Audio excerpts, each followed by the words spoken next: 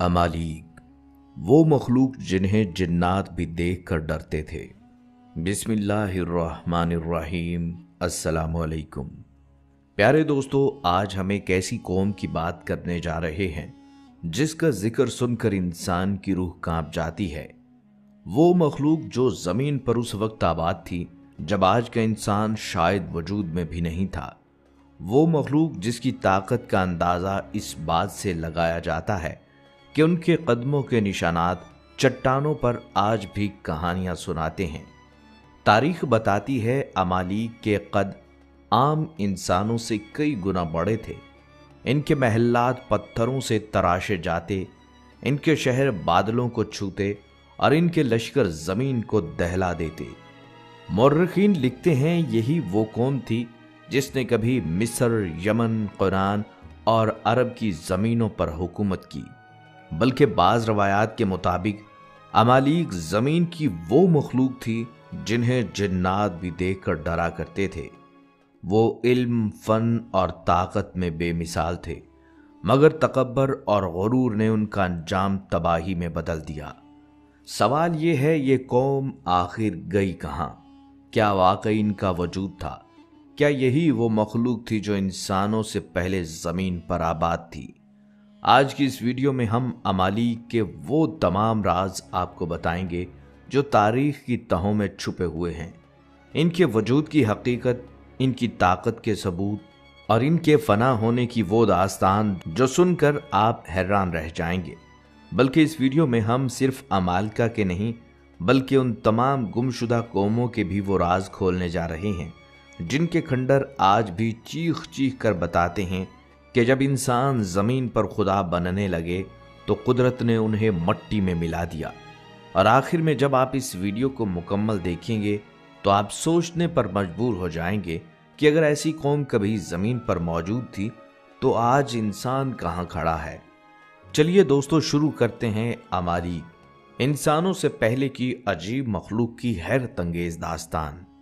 दोस्तों, तारीख की किताबों से मालूम होता है कि कौमे अमालीक कौमे आद और समूद के बाद के दौर में जाहिर हुए। बाज़ मुर्रिखीन का कहना है कि इनका आगाज़ इराक के आसपास के इलाकों से हुआ। यही वो लोग थे जिन्होंने इब्तदा में बड़े बड़े शहरों की बुनियाद रखी और रफ्ता रफ्ता मशरिक़ वस्ता के कई हिस्सों में फैल गए। अमालीक जब इराक के मैदानों से निकले तो उनके कदम रुके नहीं, वो बढ़ते गए मिस्र, शाम और फ़लस्तीन की तरफ। मगर जहां भी गए उनके पीछे खून, आग और बर्बादी के आसार रह गए। उनकी तलवारों ने बेगुनाहों का खून बहाया और उनके गुरूर ने ज़मीन को लरजा दिया। वो खुद को दुनिया का सबसे ताकतवर गिरोह समझते थे, ऐसे लोग जिन्हें कोई रोक नहीं सकता था। कुरान करीम में ऐसे ही गिरोहों के लिए जब्बारीन इस्तेमाल हुआ है, यानी वो लोग जो ताकत के नशे में चूर होकर ज़मीन पर सरकशी और जुल्म फैलाते हैं।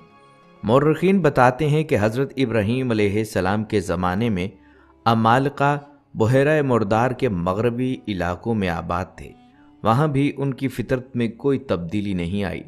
वहशत, दरिंदगी और गुरूर उनके वजूद का हिस्सा बन चुके थे। उनके जुल्मों सितम से तंग आकर इराक के अशूरी बादशाहों ने उनके खिलाफ लश्कर कशी की और बिलाखिर उन्हें अपने इलाकों से निकाल बाहर किया। यूं अमालिका को सहराए सीना की तरफ धकेल दिया गया जहां कभी उनके अजीम महल्लात हुआ करते थे। अब वही लोग रेत के मैदानों में भेड़ बकरियां चराने पर मजबूर हो गए, मगर उनके दिलों में गुरूर खत्म ना हुआ।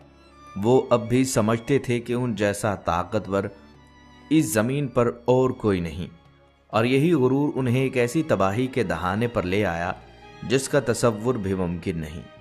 दोस्तों, वक्त गुजरता गया और अमालिका की नस्ल मुख्तलिफ खित्तों में फैलती चली गई। इनमें से एक शाख उनान की ज़मीन पर बसी, जहां से बाद में एक ऐसा बादशाह उभरा जिसका नाम सुनकर ही लोग लरज़ उठते थे, जालूत। तारीख और रवायात के मुताबिक जब बनी इसराइल ने अपने रब के अहकामात को भुला दिया और बुत परस्ती, बदकारी और सरकशी में मुब्तला हो गए तो अल्लाह ताला ने उन पर सज़ा के तौर पर एक जालिम और जाबिर कौम मुसल्लत कर दी اور وہ قوم تھی عمالقہ۔ ان پر جو بادشاہ مقرر کیا گیا اس کا نام تھا جالود، ایک ایسا شخص جو ظلم، وحشت اور طاقت کی علامت بن چکا تھا۔ کہا جاتا ہے کہ جالود عملیق بن عاد کی اولاد میں سے تھا، اور عملیق دراصل انفرا کا بیٹا، عیس کا پوتا اور حضرت اسحاق علیہ السلام کا پڑپوتا تھا، یعنی یہ سلسلہ براہ راست حضرت ابراہیم علیہ السلام تک جا پہنچتا ہے۔ یوں عمالقہ اور دیگر اولاد ابراہیم علیہ السلام کے ساتھ قرآن میں ایک طاقتور اور شہزور قوم کے طور پر جانے جاتے تھے، لیکن ان کی فطرت میں جنگجوئی، خون خرابی اور غرور رس بس چکا تھا۔ روایات میں آتا ہے کہ جالود کا قد تقریباً 15 فٹ لمبا تھا، اور بعض لوگ کہتے ہیں کہ اس کا سایہ 1 میل تک پھیل جاتا تھا۔ اس کی فوج میں 3 لاکھ گھڑ سوار شامل تھے، جو میدان میں اترتے تو زمین ان کے قدموں تلے لرز جاتی۔ بعض مورخین کا کہنا ہے کہ قوم بربر کا تعلق بھی انہی عمالقہ کی نسل سے جا ملتا ہے۔ ایسے ہی طاقتور، مغرور اور جنگجو بادشاہ جالود نے بنی اسرائیل پر ظلم و ستم کی انتہا کر دی، مگر یہ کہانی یہاں ختم نہیں ہوتی، کیونکہ تاریخ گواہ ہے کہ جب ظلم اپنی حدوں کو چھوتا ہے تو اللہ کا فیصلہ قریب آ جاتا ہے۔ دوستو، زمانہ گزرتا گیا، عمالقہ کی سلطنت پھیلتی چلی گئی، یہاں تک کہ انہوں نے اشوری بادشاہوں کے دور میں فلسطین اور شام کی سرزمینوں پر بزور بازو قبضہ جما لیا۔ ان کے قلعے مضبوط، ان کے لشکر بے خوف اور ان کے مظالم بے انتہا ہو چکے تھے۔ ایسے میں اللہ تعالیٰ نے اپنے نبی حضرت موسیٰ علیہ السلام کو حکم دیا کہ وہ ارض مقدس کو عمالقہ کے قبضے سے آزاد کروائیں۔ جب حضرت موسیٰ علیہ السلام اپنی قوم یعنی بنی اسرائیل کے ساتھ فلسطین کے قریب پہنچے تو انہوں نے اپنی قوم سے فرمایا، اے بنی اسرائیل، اس مقدس سرزمین میں داخل ہو جاؤ جو اللہ نے تمہارے لیے لکھ دی ہے، اور پیٹھ نہ دکھاؤ ورنہ تم نقصان اٹھانے والوں میں سے ہوگے۔ مگر بنی اسرائیل جو ابھی تک غلامی اور کمزوری کے اثرات سے نکل نہ پائے تھے، ڈر گئے اور بول اٹھے، اے موسیٰ، وہاں ایک بڑی طاقتور قوم آباد ہے، عمالقہ، ہم ان سے مقابلہ نہیں کر سکتے، تم اور تمہارا پروردگار جا کر لڑو، ہم تو یہیں بیٹھے ہیں۔ یہ جملہ ایمان کی کمزوری کا آئینہ تھا۔ یہ وہ لمحہ تھا جب اللہ تعالیٰ نے ان کی سرکشی پر فیصلہ سنایا۔ چنانچہ بنی اسرائیل کو صحرائے طی میں 40 سال کے لیے قید کر دیا گیا، نہ وہ آگے بڑھ سکے نہ پیچھے لوٹ سکے، ایک مختصر صحرا میں بھٹکتے رہے، یہاں تک کہ ایک نئی نسل ابھری جو ایمان اور عزم میں پہلی سے مضبوط تھی۔ یہ وہی نسل تھی جس نے بعد میں حضرت یوشع علیہ السلام کی قیادت میں ارض مقدس کو دوبارہ حاصل کیا۔ مگر عمالقہ جو اس وقت طاقت کی انتہا پر تھے، انہیں یہ احساس نہ تھا کہ ان کے زوال کی بنیاد اسی لمحے میں رکھ دی گئی تھی۔ دوستو، یہ وہ وقت تھا جب بنی اسرائیل کو عمالقہ کی طاقت سے خوف آ چکا تھا۔ اللہ کا حکم واضح تھا، ارض مقدس میں داخل ہو کر ظالم قوم کو شکست دو، مگر ایمان کمزور پڑ چکا تھا، اور جب ایمان کمزور ہو جائے تو قومیں اپنی منزل کھو دیتی ہیں۔ چنانچہ اللہ تعالیٰ نے بنی اسرائیل کو ایک ایسی سزا دی جو تاریخ کی کتابوں میں ہمیشہ کے لیے لکھی گئی۔ یہ سزا تھی میدان تیہ۔ یہ میدان شام اور مصر کے درمیان 5 سے 6 فرسخ یعنی 30 کلومیٹر کے علاقے پر مشتمل تھا، ایک کھلا، ویران اور سناٹا خیز میدان جہاں نہ سایہ دار درخت تھے، نہ عمارت، نہ پانی اور نہ ہی کھانے کی کوئی چیز۔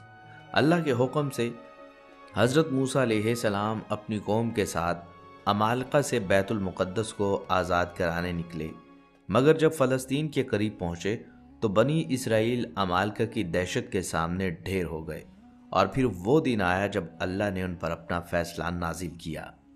40 برس تک وہ اسی مختصر سے میدان میں صبح و شام تک بھٹکتے رہے، مگر باہر نہ نکل سکے، جیسے وقت تھم گیا ہو اور زمین ان کے لیے قید خانہ بن گئی ہو۔ مگر دیکھیے اللہ کی رحمت، حضرت موسیٰ علیہ السلام باوجود اس کے کہ اپنی قوم سے ناخوش تھے، انہوں نے اپنے رب سے دعا کی کہ یا اللہ، یہ تیری مخلوق ہے، انہیں رزق عطا فرما۔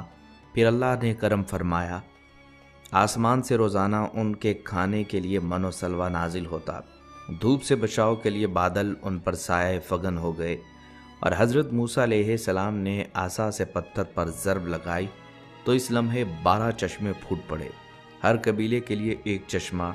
یوں اللہ نے انہیں بھٹکنے کی سزا تو دی مگر اپنی رحمت سے محروم نہ کیا۔ یہ وہ منظر تھا جو انسان کو یاد دلاتا ہے کہ اللہ کی نافرمانی بندے کو راہ سے بھٹکا دیتی ہے، مگر اللہ کی رحمت کبھی راستہ نہیں چھوڑتی۔ دوستو، میدان تی کے یہ 40 سال صرف سزا نہیں تھے، ایک امتحان بھی تھا اور ایک تربیت گاہ بھی۔ حضرت موسیٰ علیہ السلام کے ساتھ ان کے بھائی حضرت ہارون علیہ السلام اور شاگرد حضرت یوشع بن نون علیہ السلام بھی موجود تھے۔ یہ تینوں ہستیاں بنی اسرائیل کی رہنمائی کے لیے اللہ کی طرف سے منتخب کی گئی تھیں۔ وقت گزرتا گیا اور وہ سب لوگ جو پہلے جہاد سے پیچھے ہٹ گئے تھے، رفتہ رفتہ اس دنیا سے رخصت ہو گئے۔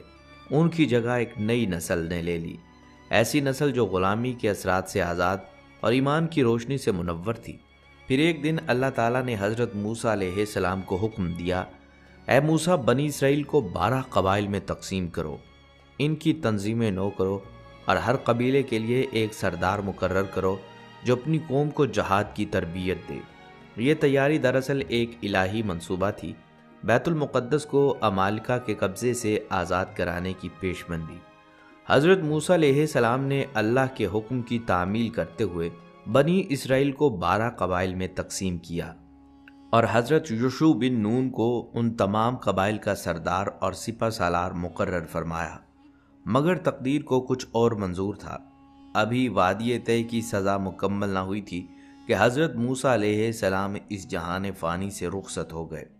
ان کے بعد قیادت کی ذمہ داری حضرت یوشع بن نون علیہ السلام کے کاندھوں پر آ گئی۔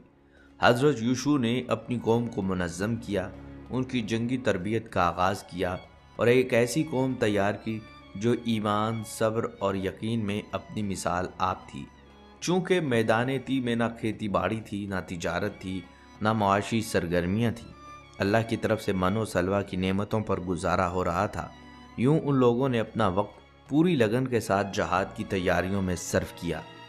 یہ وہی لوگ تھے جنہوں نے بعد میں حضرت یوشع علیہ السلام کی قیادت میں عمالقہ کے خلاف فیصلہ کن جنگ لڑی اور بیت المقدس کو ان کے تسلط سے آزاد کروایا۔ دوستو، وقت گزرتا گیا، 40 برس کی وہ سزا جس نے بنی اسرائیل کو آزمایا آج اپنے اختتام کو پہنچنے والی تھی۔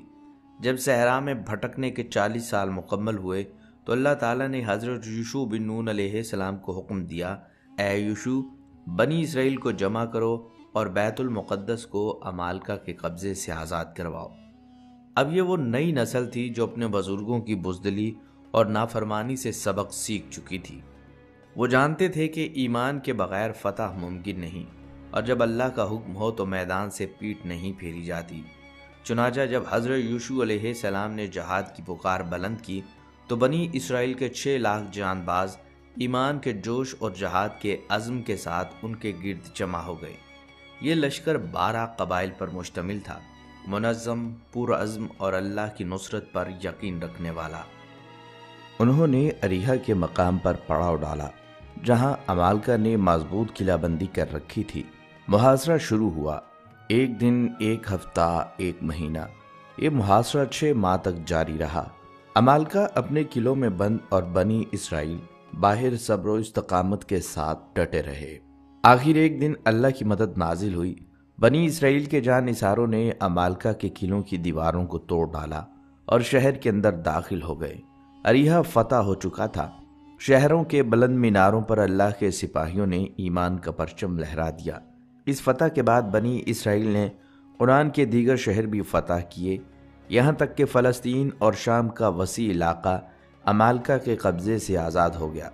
یوں ایک ایسی قوم جو صدیوں تک غرور، ظلم اور سفاکی کی علامت تھی، اللہ کے حکم سے اپنے انجام کو پہنچ گئی، اور تاریخ نے یہ گواہی دی کہ طاقتور وہ نہیں ہوتا جو بڑے لشکر رکھتا ہے، طاقتور وہ ہوتا ہے جس کے دل میں ایمان کی روشنی ہوتی ہے۔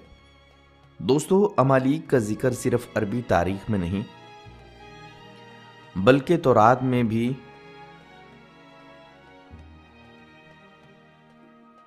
بلکہ تورات میں بھی موجود ہے۔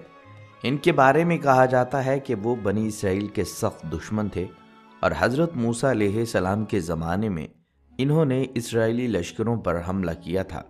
بائبل کے مطابق اللہ نے حضرت موسیٰ علیہ السلام کو حکم دیا کہ وہ عمالیق کے ظلم کے خلاف جہاد کریں، کیونکہ وہ حد سے تجاوز کر چکے تھے۔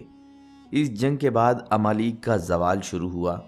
کچھ مورخین لکھتے ہیں کہ وہ رفتہ رفتہ مصر، حجاز اور اردن کے علاقوں میں بکھر گئے، کچھ سمندر کے پار چلے گئے اور کچھ بالآخر مٹ گئے، جیسے ان کا وجود کبھی تھا ہی نہیں۔ کہا جاتا ہے عمالیق کے بادشاہ اپنے تاج محل پتھروں کے بڑے بڑے بلاک سے بنواتے، جنہوں نے آج کے دور کے انجینئرز کو بھی حیران کر دیا۔ ان کے جسم اتنے مضبوط تھے کہ وہ بڑے بڑے درختوں کو ایک ہاتھ سے اکھاڑ سکتے تھے۔ بعض روایات کے مطابق وہ زمین کی مخلوق تھی جنہیں جنات بھی دیکھ کر ڈرتے تھے، لیکن جب اللہ کا حکم آیا تو وہی زمین جس پر وہ فخر کرتے تھے ان کے لیے عذاب بن گئی۔ ان کے شہر مٹی میں دفن ہو گئے، ان کی بستیاں ملبے کا ڈھیر بن گئیں اور ان کے نام صرف روایات اور قصوں میں باقی رہ گئے۔ قرآن میں اگرچہ عمالیق کا نام نہیں آتا، لیکن اللہ پاک سورہ ابراہیم میں فرماتے ہیں، کیا تم نے نہیں دیکھا کہ تم سے پہلے کی قومیں عاد، سمود اور وہ جو ان کے بعد آئے وہ ہم سے چھپ نہ سکے۔ مفسرین لکھتے ہیں ان پچھلی قوموں میں عمالیق بھی شامل تھے، وہی قوم جس نے اپنی طاقت پر بھروسہ کیا اور اپنے خالق کو بھلا دیا۔ تاریخ گواہ ہے کہ اللہ تعالیٰ نے ہمیشہ قوموں کو ان کے اعمال و کردار کے بلبوتے پر اگر سنبھالا ہے تو انہیں اپنے انجام تک پہنچایا بھی ہے۔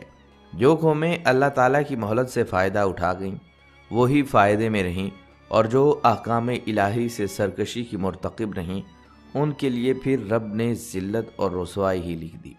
تاریخ کے طالب علم جانتے ہیں کہ جب بھی کوئی قوم گمراہی کے اندھیروں میں بھٹکی تو اللہ تعالیٰ نے ان پر سفاق اور جابر حکمرانوں کو ہی مسلط کیا۔ حضرت موسیٰ علیہ السلام کے دور میں ایسی ہی ایک قوم عمالقہ تاریخ کی کتابوں میں سفاکیت کے حوالے سے ہمیشہ یاد رکھی جائے گی۔ دوستو، عمالقہ کی کہانی سن کر ہمیں وہ اقوام بھی یاد آتی ہیں جن کا تذکرہ قرآن مجید میں بارہا کیا گیا۔ ایسی قومیں جنہیں اللہ نے بے پناہ طاقت، دولت اور شان و شوکت عطا کی، مگر انہوں نے اس خالق کو بھلا دیا جس نے انہیں پیدا کیا۔ جیسا کہ قوم عاد، وہ عظیم قوم جو حضرت نوح علیہ السلام کے بعد زمین پر سب سے زیادہ طاقتور مانی جاتی تھی، ان کے شہر احقاف کے میدانوں میں بادلوں کو چھوتے محلات اور چٹانوں سے تراشے گئے۔ ان کے شہر احقاف کے میدانوں میں بادلوں کو چھوتے محلات اور چٹانوں سے تراشے گئے ستونوں والے گھر تھے۔ قرآن مجید انہیں عاد ارم ذات العماد کہہ کر پکارتا ہے، یعنی وہ قوم جس کے ستون مثل عمارتوں کے تھے، جن کی مثال اس سے پہلے کسی نے نہ دیکھی تھی۔ اللہ نے انہیں جسمانی قوت، طویل عمری اور زمین کی وسعت بخشی، مگر وہ غرور میں آ کر کہنے لگے، ہم سے زیادہ طاقتور کون ہے؟ انہوں نے اللہ کے نبی حضرت ہود علیہ السلام کی دعوت ٹھکرا دی اور شرک، ظلم اور تکبر میں ڈوب گئے۔ آخرکار وہ دن آیا جب آسمان سے بادل اٹھا، قوم نے سمجھا کہ بارش آنے والی ہے، مگر وہ بارش نہیں، اللہ کا عذاب تھا۔ ایک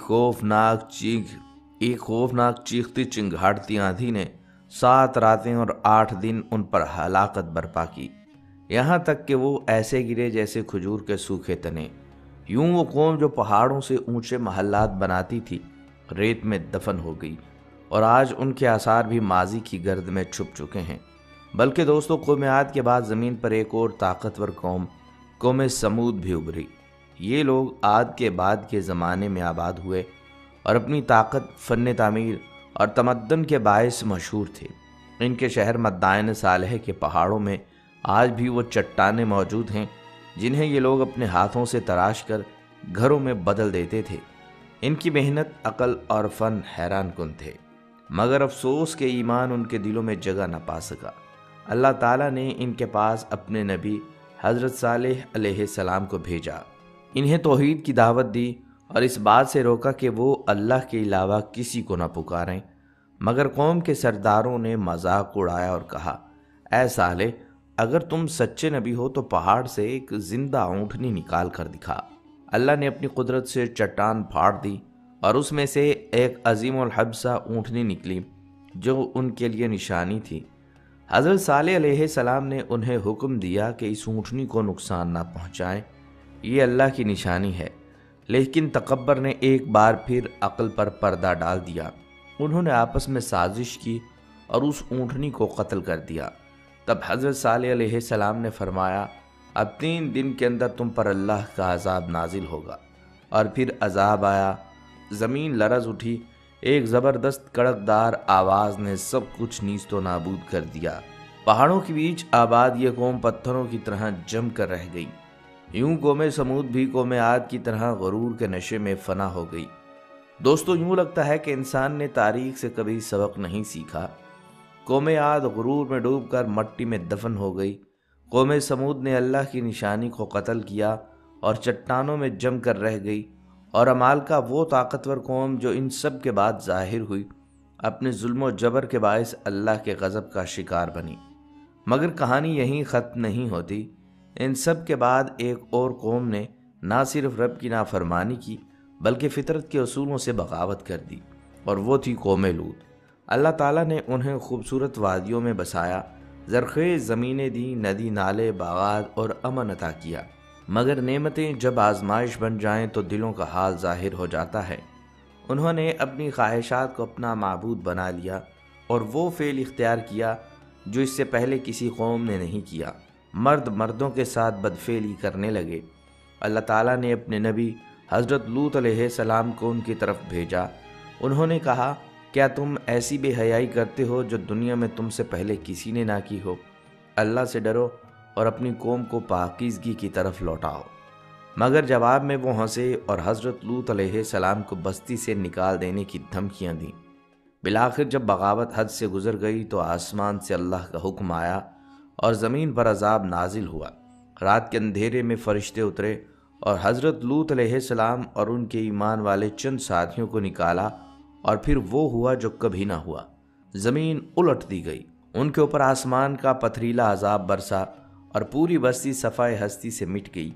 یوں ایک اور قوم جو طاقت، امن اور نعمتوں میں ڈوبی ہوئی تھی، اپنی نافرمانی کے باعث عبرت کی مثال بن گئی۔ دوستو، قوم عاد طاقت میں مٹی میں دفن ہوئی، قوم سمود نے نشانی کا انکار کیا، قوم لوط نے فطرت سے بغاوت کی، اور عمالقہ نے ظلم و جبر کو اپنا شعار بنا لیا۔ مگر ایک قوم ایسی بھی تھی جس نے اللہ کی نعمتوں کو دنیاوی لالچ میں بدل دیا۔ یہ تھی قوم مدین۔ مدین ایک خوشحال تجارتی مرکز تھا جہاں بازاروں کی رونق، قافلوں کی چہل پہل اور مال و دولت کی فراوانی عام تھی۔ اللہ نے ان کے درمیان اپنے نبی حضرت شعیب علیہ السلام کو بھیجا۔ آپ نے انہیں حکم دیا کہ ناپ تول میں انصاف کرو، لوگوں کے حقوق نہ کھاؤ اور زمین میں فساد نہ پھیلاؤ۔ اللہ نے ان کے درمیان اپنے نبی حضرت شعیب علیہ السلام کو بھیجا۔ آپ نے انہیں حکم دیا کہ ناپ تول میں انصاف کرو، لوگوں کے حقوق نہ کھاؤ اور زمین میں فساد نہ پھیلاؤ۔ مگر ان کی آنکھوں پر دنیا کی چمک کا پردہ پڑ چکا تھا۔ انہوں نے کہا، اے شعیب، کیا تمہاری نماز ہمیں یہ سکھاتی ہے کہ ہم اپنی دولت پر اختیار نہ رکھیں؟ انہوں نے دین کو مذاق سمجھا اور حلال و حرام کی تمیز مٹا دی۔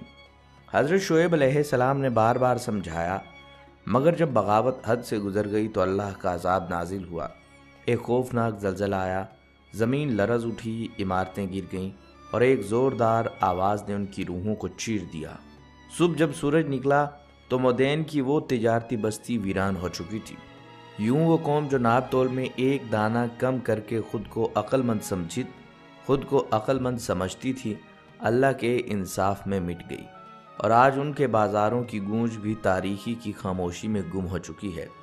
دوستو، قوم عاد کی طاقت، قوم سمود کا فن، قوم لوط کی خواہش، قوم مدین کی چالاکی اور قوم فرعون کی بادشاہت، سب کچھ مٹی میں دفن ہو گیا۔ عمالقہ جیسے دیو ہیکل انسان جو پہاڑوں سے اونچی عمارتیں بناتے تھے، آج ان کے نام بھی صرف تاریخ کے اوراق میں باقی ہیں۔ ان سب قوموں میں ایک بات مشترک تھی، اللہ نے انہیں نعمتیں دی، طاقت، علم، دولت اور اختیار عطا کیا، مگر جب انہوں نے اپنے رب کو بھلا دیا تو وہی نعمتیں ان کے لیے عذاب کا ذریعہ بن گئیں۔ قرآن ہمیں بار بار یاد دلاتا ہے اللہ کسی قوم کی اس وقت تک حالت نہیں بدلتا جب تک وہ خود اپنے آپ کو نہ بدلیں۔ یہ داستانیں صرف ماضی کی کہانیاں نہیں، یہ آئینہ ہے انسان کے حال اور مستقبل کا۔ اگر آج ہم بھی غرور، ظلم، فحاشی یا دھوکے کو معمول سمجھ لیں تو یاد رکھیں اللہ کی زمین اور اس کا قانون کبھی نہیں بدلا۔ وقت کے ساتھ چہرے ضرور بدلتے ہیں مگر انجام ہمیشہ ایک ہی رہتا ہے، تکبر فنا اور عاجزی بقا۔ اس طرح دوستو، عمالیق کی کہانی بھی صرف ایک تاریخی واقعہ نہیں، ایک تنبیہ ہے، ایک پیغام ہے۔ یہ بتاتی ہے کہ جب انسان اپنی طاقت، دولت یا علم پر غرور کرتا ہے تو اللہ اسے مٹا دیتا ہے، چاہے وہ کتنا ہی مضبوط کیوں نہ ہو۔ کبھی عاد، کبھی قوم سمود، کبھی فرعون اور کبھی عمالیق۔ ہر دور میں انسان کو یہی سبق دیا گیا کہ زمین پر سب کچھ فنا ہو جائے گا، باقی صرف اللہ کا حکم رہے گا۔ تو دوستو، عمالیق کی یہ داستان صرف ماضی کی نہیں، یہ آج کے انسان کے لیے آئینہ ہے۔ اگر ہم نے بھی اللہ کو بھلا دیا تو شاید کل کوئی ہم سے بھی یہی کہے، ایک قوم تھی جو بڑی طاقتور تھی مگر اب صرف نام باقی ہے۔ پیارے دوستو، سورۃ الاعراف آیت 94 تا 96 میں اللہ رب العزت ارشاد فرماتے ہیں کہ کبھی ایسا نہیں ہوا کہ ہم نے کسی بستی میں نبی بھیجا ہو اور اس بستی کے لوگوں کو پہلے تنگی اور سختی میں مبتلا نہ کیا ہو، اس خیال سے کہ شاید وہ عاجزی پر اتر آئیں۔ پھر ہم نے ان کی بدحالی کو خوشحالی میں بدل دیا، یہاں تک کہ وہ خوب پھولے پھلے اور کہنے لگے ہمارے اسلاف پر بھی اچھے اور برے دن آتے رہے۔ آخرکار ہم نے انہیں اچانک پکڑ لیا اور انہیں خبر تک نہ ہوئی۔ اگر بستیوں کے لوگ ایمان لاتے اور تقوی کی روش اختیار کرتے تو ہم ان پر آسمان اور زمین سے برکتوں کے دروازے کھول دیتے، مگر انہوں نے تو جھٹلایا، لہٰذا ہم نے اس بری کمائی کے حساب میں انہیں پکڑ لیا جو وہ سمیٹ رہے تھے۔ قوم نوح، عاد و سمود، قوم لوط اور اصحاب مدین کے طرز فکر و عمل اور برے انجام کے تذکرے کے بعد وہ اصول بتایا جا رہا ہے جو ہر زمانے میں اللہ تعالیٰ نے انبیاء علیہ السلام کی بعثت کے موقع پر اختیار فرمایا، اور وہ یہ ہے کہ جب کسی قوم میں کوئی نبی بھیجا گیا تو پہلے اس قوم کو مصائب اور آفات میں مبتلا کیا گیا تاکہ اس کا دل نرم پڑے، اس کی شیخی اور تکبر سے اکڑی ہوئی گردن ڈھیلی ہو، اپنی طاقت کا غرور اور دولت کا نشہ اتر جائے، اپنے ذرائع و وسائل اور اپنی قوتوں اور قابلیتوں پر اس کا اعتماد ٹوٹ جائے، اسے محسوس ہو کہ اوپر کوئی طاقت بھی ہے جس کے ہاتھ میں اس کی قسمت کی دوڑ ہے، اور اس طرح اس کے کان نصیحت کے لیے کھل جائیں اور وہ اپنے خدا کے سامنے عاجزی کے ساتھ جھک جانے پر آمادہ ہو جائے۔ لیکن جب سختی اور تنگی میں اس کا دل قبول حق کی طرف مائل نہیں ہوتا تو اس کو خوشحالی کے فتنے میں مبتلا کر دیا جاتا ہے، اور یہاں سے اس کی بربادی کی ابتدا ہوتی ہے۔ جب وہ نعمتوں سے مالا مال ہونے لگتی ہے تو اپنے برے دن بھول جاتی ہے اور سمجھتی ہے کہ حالات کے اتار چڑھاؤ اور قسمت کے بناؤ اور بگاڑ میں کوئی حکمت نہیں، اور نہ ہی ہمارے لیے کوئی سبق ہے، اور نہ ہی اس اتار چڑھاؤ کا تعلق ہمارے اخلاق و کردار سے ہے، بلکہ یہ سب کچھ قانون فطرت اور طبیعیات کے مطابق ہے۔ ان کی وجہ سے کوئی اخلاقی سبق لینا، ایک دوسرے کو نصیحت کرنا یا کسی کی نصیحت قبول کرنا اور خدا کے سامنے آہوزاری کرنا اور گڑ گڑانا صرف ایک نفسیاتی بیماری اور کمزوری ہے جو مصیبتوں کے پڑنے پر کچھ لوگوں کو ہو جاتی ہے۔ یہ معاملہ قوموں کی طرح افراد کے ساتھ بھی پیش آتا ہے، انہیں بھی تنگی سختی کے امتحان میں ڈالا جاتا ہے، لیکن جو لوگ اسے صرف حالات کا الٹ پھیر اور معمول کی بات سمجھتے ہیں، ان کی ذہنی کیفیت کا نقشہ نبی صلی اللہ علیہ وسلم نے اس حدیث میں کھینچا کہ مصیبت مومن کی تو اصلاح کرتی چلی جاتی ہے، یہاں تک کہ جب وہ اس بھٹی سے نکلتا ہے تو ساری کھوٹ سے صاف ہو کر نکلتا ہے، لیکن منافقت کی حالت بالکل گدھے کی سی ہوتی ہے جو کچھ نہیں سمجھتا کہ اس کے مالک نے اسے کیوں باندھا تھا اور کیوں اسے چھوڑ دیا۔ بہت سے لوگ ایسے بھی ہیں جو مصیبت اور تنگی میں اللہ کو یاد کرتے ہیں، لیکن جب آسانی اور فراخی آتی ہے تو خدا کو بھول جاتے ہیں۔ تنگی میں 10 روپے تھے تو وہ پورے راہ خدا میں خرچ کر دیے، لیکن اب بے حساب تو گن گن کر خرچ کرتے ہیں، کیونکہ وہ سمجھتے ہیں کہ جو کچھ انہیں ملا ہے وہ ان کی محنت اور قابلیت کی وجہ سے ملا ہے۔ جان لینا چاہیے کہ یہ طرز فکر و عمل مناسب نہیں اور خسارے کی طرف لے جانے والا ہے۔ دعا کیجیے اللہ تعالی ہم سب کو اپنے دین کی صحیح فہم بخشے اور اس فہم کے مطابق دین کے سارے تقاضے پورے کرنے کی توفیق عطا فرمائے۔ آمین یا رب العالمین۔